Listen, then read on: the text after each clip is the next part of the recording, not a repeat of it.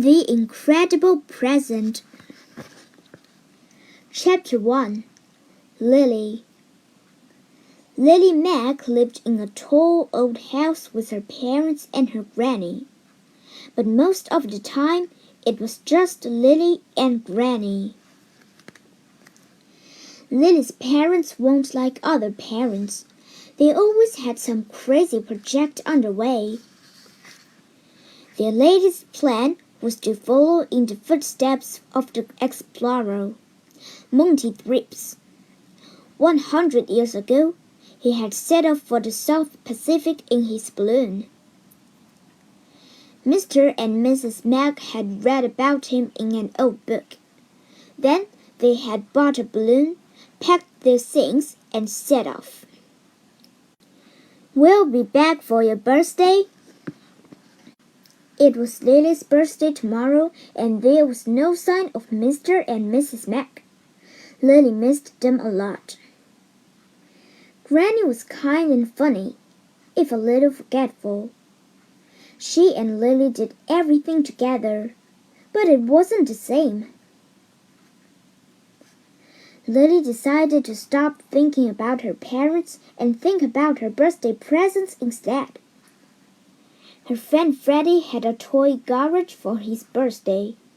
Lily enjoyed playing with it, but she didn't want a garage. What about a giraffe? That would be an amazing present. Granny could knit a scarf to keep it warm, but it might miss home. A sky-gazing, star-seeking, shiny black telescope would be fun. She could go outside and look for Mars. "I wonder if I'll get a telescope," Lily said. Granny put down her knitting and smiled. "Wait until tomorrow," she said. Chapter 2. A Present Hunt. At last, it was Lily's birthday morning. She threw back her covers and jumped out of bed.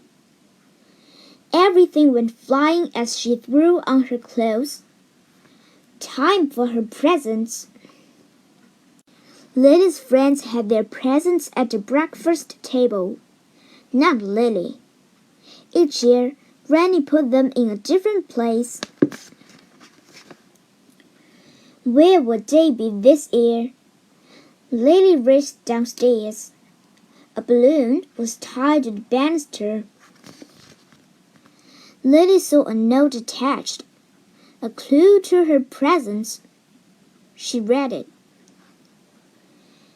"Happy birthday, Lily. Follow the arrow to find your presents." Where was the first arrow? Lily looked down and spotted it right away. The trail took her all over the tall old house. She saw spiders on the stairway and beetles in the bedroom, but she couldn't see any presents. She looked under the beds and behind the books. She still couldn't find any presents. At last, she reached the sitting room.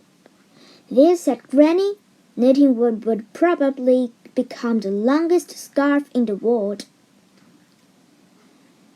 "Happy birthday, Lily. Are you looking for something?"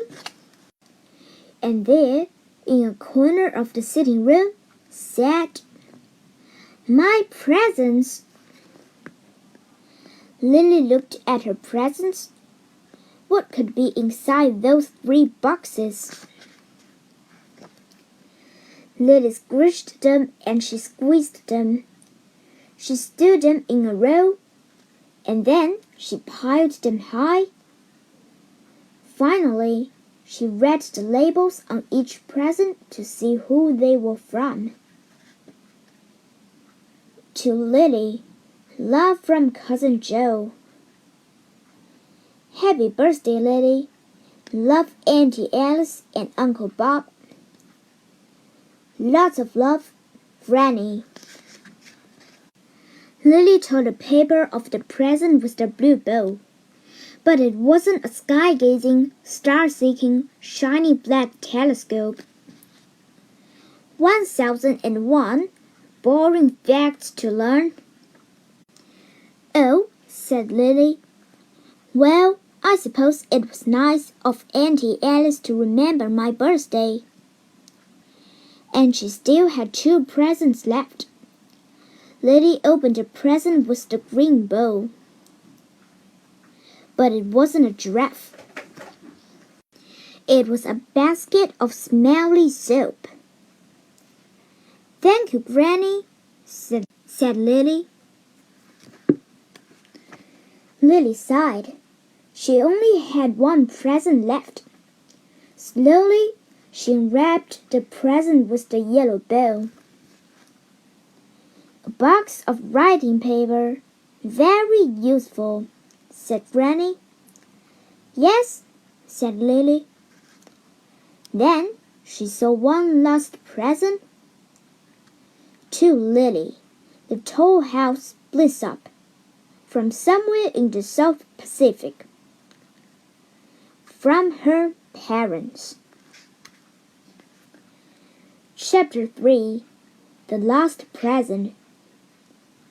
Lily looked at the brown parcel and wondered what was inside. Her parents always found incredible presents. Maybe it would be a dinosaur tooth,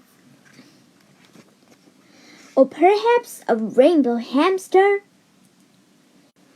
or even an ice cream plant with chocolate, strawberry, and vanilla flowers. Lily held her breath. Slowly, very slowly, she opened her last present. Inside was a small bag with a label on it. The anything bag. Ask for anything you want. Reach inside, and there it will be. Anything? Anything at all? Lily didn't know what to ask for first. Perhaps she would start with something small. I'd like some crayons, please. Lily reached into the bag. Sure enough, there was a box of 6 crayons. Lily found some paper and sat down to try out the crayons. But she soon discovered something strange about them.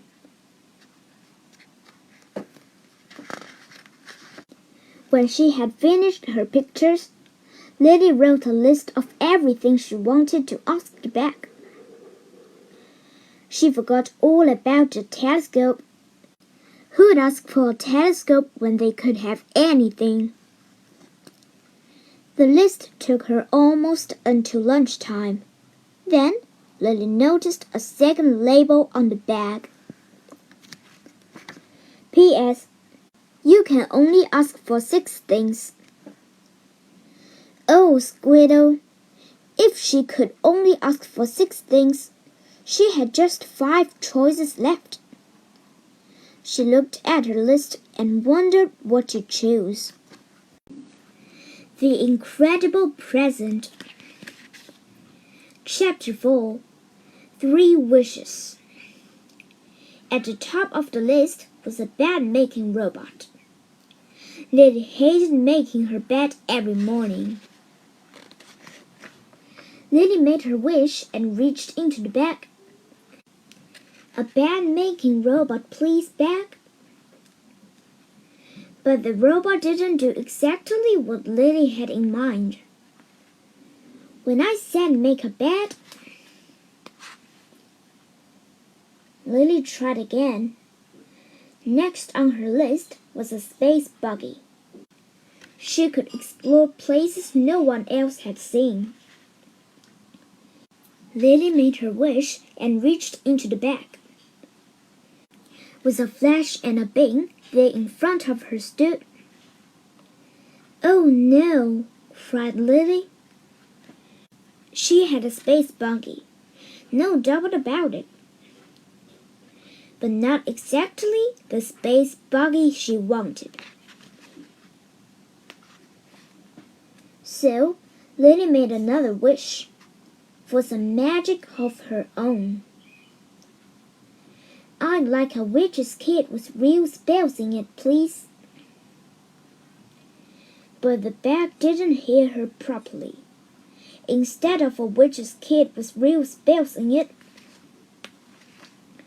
Lily got a witch's cat with real smells in it. It was hard to say who looked more surprised. Things were not working out very well. Just then, Granny called, "Lily, lunchtime!" Lily wrinkled her nose. "You stay here, cat," she said. "I'll bring you some food." As she went downstairs, she wondered what Granny had cooked for her birthday lunch. Chapter 5. The Chocolate Wish. "It is spinach you like, isn't it, Lily?" "Spinach? Why had Granny cooked spinach for her birthday lunch? Blurch!" Lily didn't really mind spinach, but it wasn't birthday food. Birthday food should be special. Quickly, she picked up the bag and wished for a zapper that turns all your greens into chocolate ice cream. In a shower of stars, Lily pulled the zapper out of her bag. Lily pointed its enormous hand at her plate of soggy green spinach and zapped. It worked, but not just on the spinach. Every single green thing had become chocolate ice cream. "Lily, do something!" cried Granny. "Oh, help!" Chapter 6. Help. Lily didn't know what to do. If only her parents were home. Then she thought of her bag. Of course, she could ask the bag to get them. She held it up. "Please bring them home back as quickly as you can." They arrived in a flash and still dressed up like explorers. Lily began to tell them what had happened. She told them about the robot that made bats. She told them about the space buggy.